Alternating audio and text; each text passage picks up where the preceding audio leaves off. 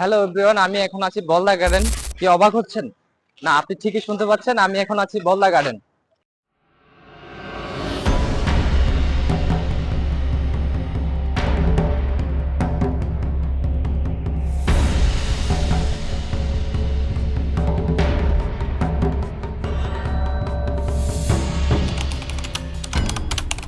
বলদা গার্ডেন ইতিহাসে বাংলারই অংশের প্রতিষ্ঠিত প্রাচীনতম বোটানিক্যাল গার্ডেনগুলির মধ্যে একটি।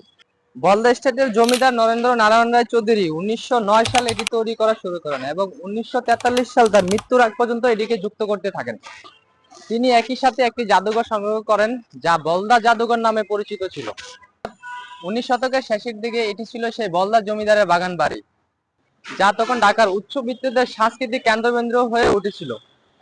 নিয়মিত এখানে বসতো গান বাজনার আসর। ধারণা করা হয় বলদা নাম থেকে বলদা গার্ডেন নামকরণ করা হয়েছে। বর্তমানে এটি জাতীয় উদ্ভিদ উদ্যানের খতিয়ানভুক্ত দুরস্ত বাগান। এখানে প্রায় 800 প্রজাতি এবং 18,000 উদ্ভিদ রয়েছে।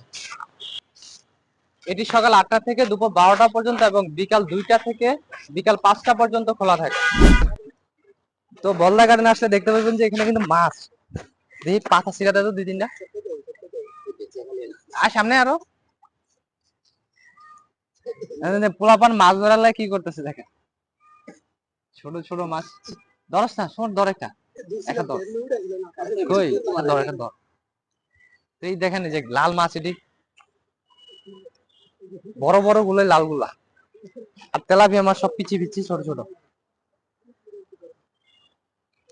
মাঝখানে মূলত বলদা গার্ডেনের মাঝখানে পুকুরটা, আর এটার মধ্যে মাছের অভাব নেই, সমানে মাছ।